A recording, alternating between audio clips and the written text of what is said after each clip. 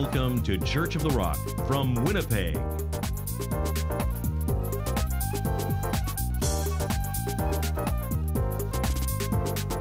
Stay tuned to this week's thought-provoking message from Pastor Mark Hughes.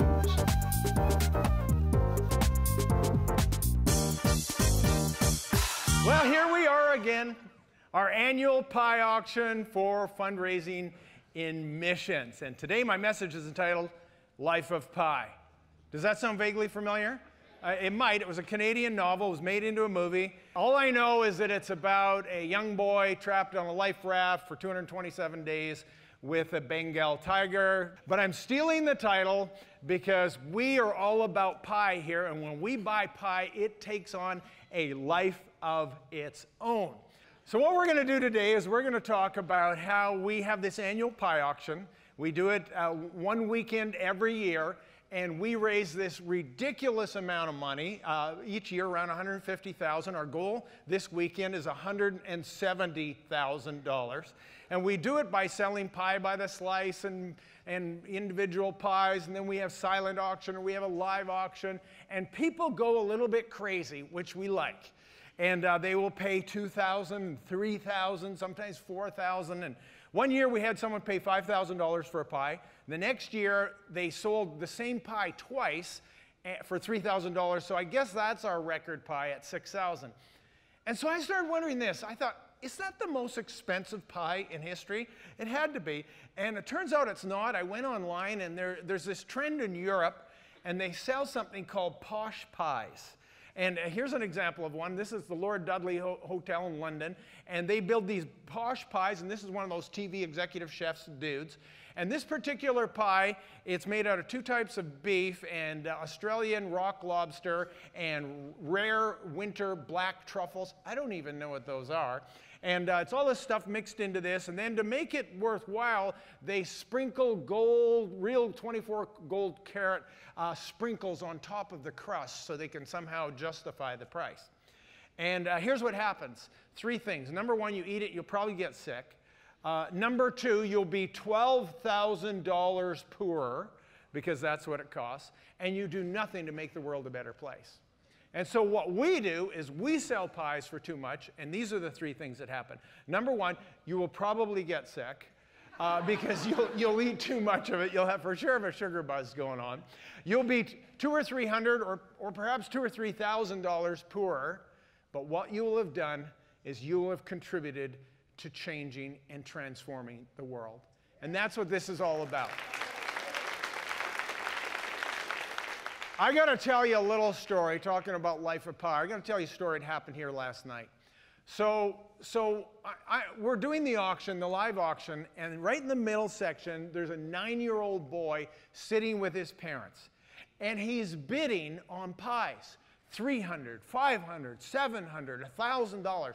And I'm looking, and he's not taking any cues from his parents.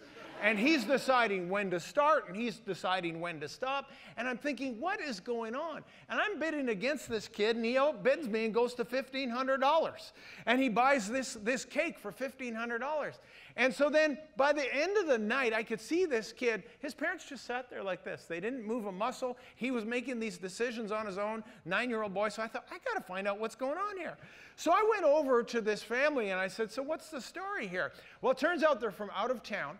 And they have been watching our program online, and they saw the pie auction last year, and they said, we're going to raise money as a family, and we're going to go to that pie auction whenever it is, and we're going to support what they're doing in missions.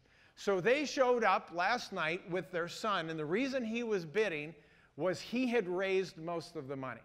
He sold off all his toys in garage sales. Mama sold off a bunch of stuff from kitchens, and then he spent the whole summer growing pumpkins, and he sat on the side of the road all fall for 3 hours every day after school, and he sold these pumpkins. He came last night, and this 9-year-old kid spent $4,700 last night. Most of that, the money he raised. Now, if that wasn't enough, that's a Life of Pi story, if you ask me. But if that wasn't enough, this is what happened. So he's going across the back of the room here with this cart loaded with 4 or 5 pies. We only sold 23 pies last night. The kid bought a quarter of them. And he's going across like this, and this little boy, about this big, came up and said, I really wanted that one. And so you know what this 9-year-old did? He reached down on the tray, and he gave that little boy an $1,100 cake. That's what that kid, you know what? That 9-year-old, one day that kid is going to win the Nobel Peace Prize. That's what I think. Or maybe be the next pope or something. Who knows, right? And so anyway, we have these incredible, fantastic stories where the fundraising with pies takes on a life of itself. That's why I'm calling this message Life of Pi.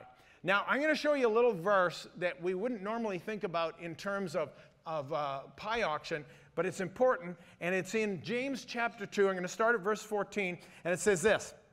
What does it profit, my brethren, if someone says he has faith but does not have works?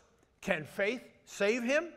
If a brother or sister is naked and destitute of daily food, and one of you says to him, depart in peace, be warmed and filled, but you do not give them the things which are needed for the body, what does it profit? Thus also faith by itself, if it does not have works, is dead.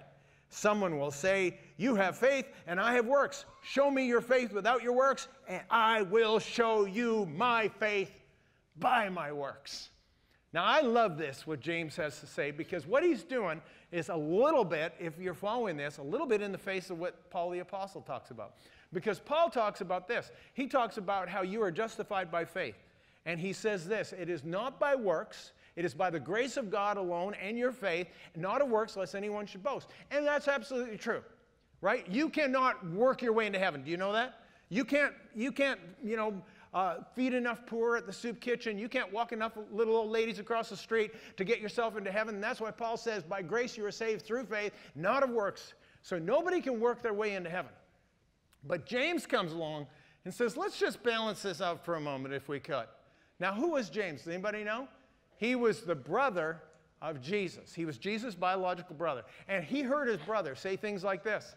He said, I was in prison and you visited me, and I was naked and you clothed me, and I was hungry and you fed me, and I was thirsty and you gave me to drink. And as you've done to the least of these, you've done this to me. So James knew this. And he came along and he says, well, some of you say I have faith and I have works. And I say without works, faith is dead. And he says, I will show you my faith by my works. So we're going to circle back to that, the fact that it's not good enough for us to merely declare the gospel. We have to declare it on the one hand, and we have to demonstrate it on the other. And when people have needs, we have a responsibility to help people with those needs. It was St. Francis of Assisi who said this. He said, by all means, preach the gospel at all times, and help me finish this. And he says, and if necessary, use words. If necessary, use words. And you see, this is how it works. We have to demonstrate and declare. And so we're going to be talking about that today. Now, first thing I want to do is I want you to take you to the 1040 window. The 1040 window is what we raise money for at this pie auction every year. And I'm going to show you on the screen here what this is. The 1040 window is a zone of the world from the 10th parallel north to the 40th parallel north, through Africa and through the Middle East and through Asia.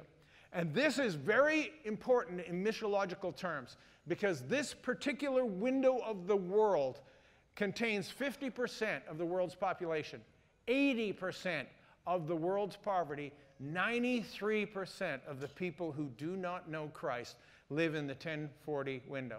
Now remember that number, 93%. And here's the other side of it, the inverse of this. Only 7% of the missions budgets of the churches in the world goes to the 1040 window. There's something wrong with that picture, right? 93% need, 7% resources, something wrong. And only 3% of the missionaries actually go to the 1040 window. So we as a church decided some years ago, we said that's going to be our target. That's where we're going to spend the majority of our money. And so this year, our budget is over $500,000 for the 1040 window. $1,000 is what it's going to be exact. And so we're going to raise a good portion of that today and this weekend in the various campuses, and we're going to see what we can do to transform the world, particularly in the 1040 window.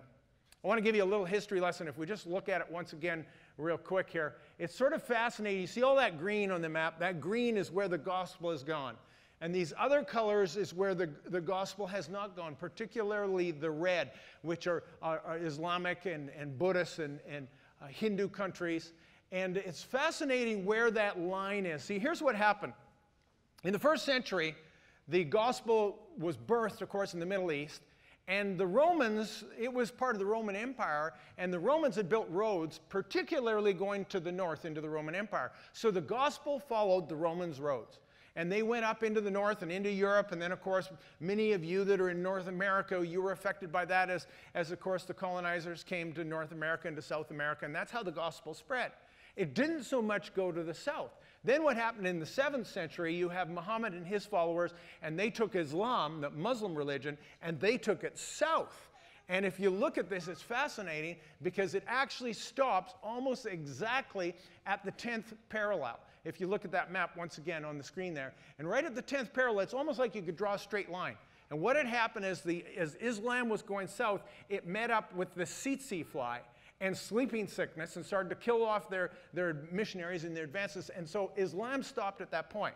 In the 18th and the 19th century, we had people like David Livingstone and Christian missionaries that went to Africa, and they went to sub-Saharan Africa. And so they went to all the areas underneath the 10th parallel. So what we have today is we have this fault line across Africa, where we have Islam to the north and Christianity to the south, and most of the religious conflict that takes place in Europe takes place right on that 10th parallel. So we decided as a church, this is what we're going to do. We were going to give the majority of our efforts and our money to the 1040 window north of that 10th parallel. So that's what we've been doing. In particular, I mentioned unreached people groups. Let me give you the math on this. In the world, there are some 6,500 people groups. A people group is an ethno-linguistic group. It's a group of people that have their own language or their own dialect and their own culture. And Jesus said this. He said, "This gospel of the kingdom shall be preached to all nations." And the word he used there was ethne, which means ethno-linguistic groups. "This gospel of the kingdom shall be preached to all ethne, and then the end shall come." 2,000 years after Christ has come, we still have 2,500 of those 6,500 groups that do not have a credible witness of the gospel. 2,500 groups that do not have a Bible in their own language. 2,500 people groups that do not have an indigenous church in their own language and their own culture. And so we as a church decided we were going to do something about that. Now, we can't change the whole world, but we can take a piece of it, couldn't we? And so we as a church have adopted 5 of those unreached people groups. And for the last several years, we've been doing that. We started with one, and then we added another and another and another. Now we're doing 5 different groups. We have 2 in India, we have 2 in Kenya, and we have 1 in Burkina Faso, one of the poorest nations in the entire world. And so these are the areas that we are focusing on. Most churches have not adopted any unreached people groups. I think it's a huge tragedy that the church doesn't realize how important this is to the imperative of Jesus that this gospel of the kingdom will be preached to all nations. Nevertheless, we decided that we are going to do our part. Now, I want to tell you a little story. I'm calling this a Life of Pi story. And the Life of Pi story goes like this. We had a missionary that we've been supporting, you have, through this Pi auction for the last 10 or 12 years. His name is Andrew. He's in the 1040 window. He's in the country of Egypt. He is a Canadian who, as I said, has been there 25 years. He's married an Egyptian. His kids have been raised there, and he's been ministering there. Well, about 7 or 8 years ago, his little ministry in Cairo, Egypt, decided that they were going to adopt an unreached people group. Now, they didn't have money to sponsor anything, so they were just going to pray for them. They discovered 2 unreached people groups in the country of Egypt. They didn't know where they were. They didn't know who they were. They just sort of saw them in a book, and they decided to start to pray for these 2 people groups. This is an incredible story. Let me tell you what happens. So one of Andrew's team members is on the streets of Cairo one day, and he encounters this man, and the man discovers that he's a Christian. And he says, "You're one of those people that prays for people." And he says, "Yes, I am." And he said, we live outside of Cairo. Would you come with me and come and pray for my father? Now, if you're a Christian and someone says to come pray, what do? You go and pray. So he gets in this guy's car, and he drives off out of Cairo and into the desert. Now, if you've ever been to Egypt, it's a fascinating place. The only green place in all of Cairo, or all of Egypt, is that strip in the Nile Valley. And then as soon as you go a mile outside of that, everything is desert for mile after mile after mile. So he gets in this guy's car, starts driving into the desert, and he drives for 5 hours into the desert. Now, he figures, they're going to kill me. But, you know, if you're going to kill somebody, you don't actually have to go 5 hours. 1 hour is far enough. You know. But anyway, so after 5 hours, they end up at a tribe, a nomadic tribe called the Bedouins. Now, the Bedouins, they used to be nomadic, but they've settled in this particular area. So he takes this team member to his father. His father turns out to be the chief of the Bedouin tribe. He's sick. He prays for the chief. And what happens is the chief ends up recovering from the disease he has. Now, here's the best part of the story. This Bedouin tribe was one of the people groups that his team had been praying for. And God led them right there. And there he was praying for the chief, and the chief got healed. And the chief was so grateful, he said this. He said, you're welcome to come back here anytime, and you can tell us about your God. And he told his people, if any of you want to become Christians, you're welcome to become a Christian if you want. So Andrew was excited about this opportunity to minister straight into the unreached people group that they had been prayed for. So he sent 12 people to go minister there every month. I don't know why he picked 12. I don't know. It's just a number.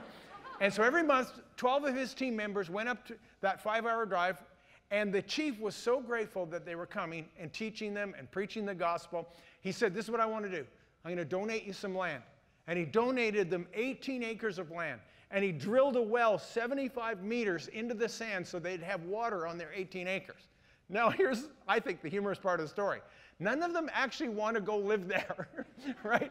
I mean, it's in the middle of the desert with a Bedouin tribe, so they didn't know what they were going to do with this 18 acres. So 5 years ago, Andrew was here in the church in Winnipeg, and he was telling us that story. A few weeks ago, some of you met him, right? A few weeks ago, he was here, and he was telling, remember you saw the picture of him in front of the pyramids with his family? And so I said, Andrew, what happened with that Bedouin tribe? Are you guys living on that 18 acres? He says, well, let me tell you the story, Mark. Some of you remember, in 2013, there was a revolution in Egypt. And during this Egyptian revolution, the government was overthrown. President Mubarak, and he was thrown out, and there was chaos, literally chaos, and violence in the street. They told the expats to leave, so the Americans and the Canadians and the Europeans, they said, you've got to get out of Egypt. But Andrew didn't go because that's his home. He's married to an Egyptian. He wasn't going to go anywhere. But the violence was extraordinary, and he was telling me story after story, which I don't have time to tell you. But in one weekend, 52 churches were blown up in one weekend in Cairo. And all over the streets, you saw this kind of carnage and car bombs and church bombs, and they were firebombing churches and burning them to the ground. And here's one Coptic church that they bombed and they torched, and the congregation showed up anyway on the weekend, and they were going to pray anyway, even though their church was mostly destroyed. The persecution against the church and the Christians in Egypt during this period of time was unprecedented. So this is where this whole story is going. So then Andrew said to me, so this is what the chief of the Bedouin tribe did on the 18 acres. He built a safe house for Christians in Cairo to come and to be safe on our property while the violence raged on in Cairo. And you know why that happened? Because a bunch of you people bought pies several years ago and supported this ministry with this incredible story. That's Life of Pi.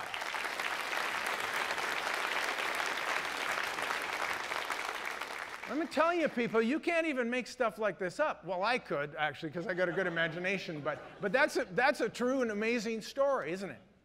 So what we've been doing is we've been sponsoring ourselves 500 Reach People groups. In our case, what we've been doing, to the tune of $170,000 a year, we've been supporting the advancement and the development of scriptures in their own language.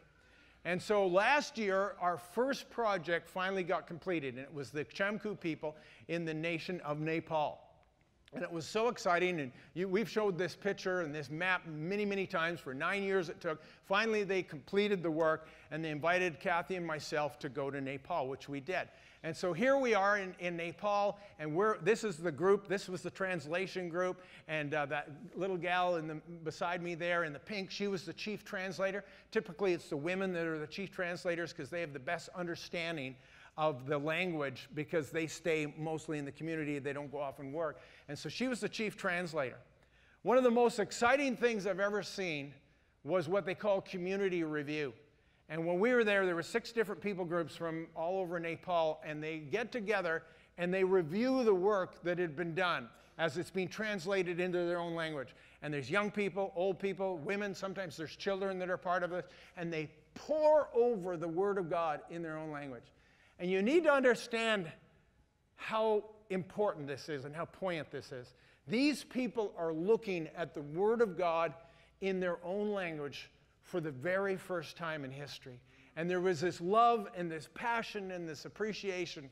And then at the end of our week together with them, they presented Kathy and I with this Bible, which was the New Testament in the Chamku language. And then our translator, that little gal that we've supported for 9 years, she cracked it open. She found John 3:16, and in the Chamku language, she read, "For God so loved the world that he gave his only begotten Son." And she read that passage as Kathy and I welled up and teared up, and they gave us this Bible. I mean, that story alone would be good enough, but there's more to this story. So I come home with this Bible. I'm sitting with a group of pastors in our city. Not one of these pastors, 15 of us, not one of the pastors, not one of them, their churches was sponsoring a unreached people group somewhere in the world. So I told them the story. I showed them the Bible. And as we chatted about it, we made this decision. It was amazing. This group of 15 pastors decided that their 15 churches, ours being one of them, was going to adopt together in our city another unreached people group in the country of Nepal. And so we're doing this together. And they're so motivated and so excited about it. What had happened, there was this huge project that was being done because the people group was 500,000 people, huge group of people. And there was a Canadian businessman that was funding this project for about 6 or 7 years, and he sold his business, could no longer fund the project. And so then the project was actually put on hold, and it had been sitting idle, unfinished, the Bible unfinished for about 2 or 3 years. And now we've come along, these 15 churches, and we're saying we're going to finish this project, and in 3 years, 500,000 people are going to have a Bible in their own language. Talk about life of Pi. Just so many cool things going on. Let me give you a couple more Life of Pi stories. The country of Ethiopia. Last year, we got presented with this incredible project. Ethiopia is unique because it is one of the first places in Africa that Judaism went. It's one of the first places in Africa that the gospel went. And so now there was this opportunity happening in Ethiopia that we could hardly believe it at first. And this missions organization told us this, that we could sponsor a church planter in Ethiopia for $50 a month. I thought, $50 a month? You know how much a church planter is in Canada? Like $50 an hour.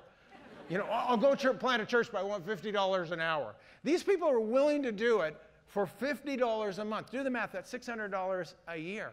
So we asked them this question. I said, seriously, for $600, they will go out and plant a church for us for $600? And they said, no, they won't plant a church. They will probably plant 3 or 4 or 5 churches in a year. We said, you're kidding us. For $600, we can have a church planter that'll plant 4 or 5 or 6 churches? And they said, yes. You know what we said? We said, we'll take 100. So we're putting $60,000 into this, and we're going to see someone do the math for me. Quick, 100 church planters, thank you. 100 church planters that are going to go out and literally plant hundreds of churches with literally thousands and thousands of people. Now, I know some of you think and say, what does a church plant look like in Ethiopia? Would it look like St. Mary's Cathedral? Or would it like the Crystal Cathedral? Actually, I have a picture of one. Here's what it will look like. It will be made out of blankets and poles. They only have $60 a month, people. What do you think they're going to be building? But nevertheless, it's a church reaching people, and to me, folks, that's the life of Pi, right? This is where you cheer. You cheer again. Because if you don't cheer, I don't move on, and then I don't finish the message. So here's my last story, last Life of Pi story, and it's about the nation of Somalia. And a few weeks ago, I was watching the news, and they were talking about the humanitarian crisis in Somalia. And I was shocked at what was going on there. And what had happened was this. They've had this. It's just below the 1040 window, but it's an Islamic country. It's very violent. There's lots of problems in it. And to make matters worse, they've had 2 crop failures in a row, where they've had 0 rain for 2 years. And so that means the farmers have 0 crop and 0 food, and people are literally starving to death. And so what they're doing is they're having to walk out of Somalia, and they're going across the border into Kenya to a place called the Dagaheli refugee camp. It's just inside the Kenyan border. And these are what the people are looking like. Just go back that other picture for a sec. And here they are. All these little children are lining up for food in this refugee camp because they have no food. Their parents are farmers who've had a complete crop failure. They're literally starving to death. And this is what the news program said, that 100 of these children are dying every single day of starvation. Now, I didn't show you the worst pictures because I don't want to do this emotionally, but 100 of these kids were dying every single day of starvation. And I started thinking about that, and all I could think about was James. And James said, faith without works is dead. And James said, if you see someone who is destitute and you say, be warm, be filled, but you don't give them what they need for their daily sustenance, how will they receive that message? And I thought, surely we could do something about this. So they're going into this Dagaheli, as I said, the refugee camp, if you look at this picture. And if you zoom out, you can see that this refugee camp goes on for miles and miles. And there's now 68,000 of these people living in this community without the basic needs of life. And so I was talking to Pastor Keith, our missions director. I said, Keith, there's got to be something we can do about this. What could we as a church do? Now, I'd love to feed all 68,000 people, wouldn't you? But that's not practical. But what could we do? What could we realistically do? And we found a project, and this was the project. The elders of the community had identified the most needy 100 families. These families are not small families.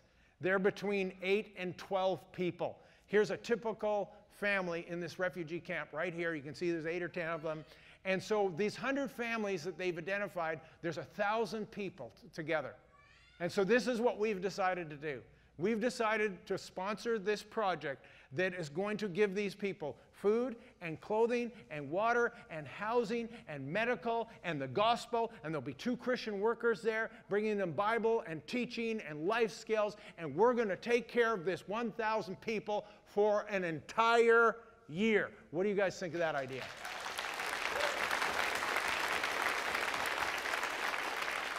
This is what I think is going to happen.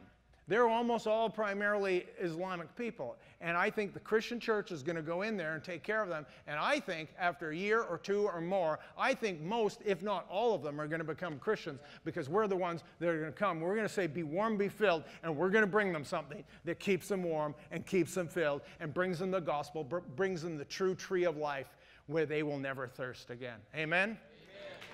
Jesus said, this gospel of the kingdom shall be preached to all nations, and then the end shall come. We can't do it all, but we can do our small part, and that's what this is all about. That is Life of Pi, right? Let's stand together, shall we? Hello, Mark Hughes here from Church of the Rock. What you're seeing on the screen is some of the amazing creations from the Pi auction. 2,300 years from now, 2,300. One Pi sold for an incredible $5,200. Sold 52 and a half. Of course, no Pi is worth that kind of money. That's not what it's about. It's about giving towards missions in the 1040 window.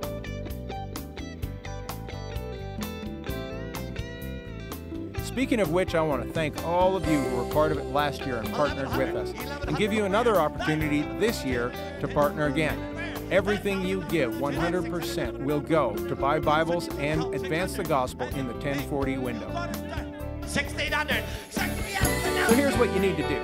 Go to our website, find Donate Online, click on the 1040 window, and we'll make sure everything you give, without taking any administrative costs, will go to advance the gospel around the world. God bless, and let's build the kingdom of God together.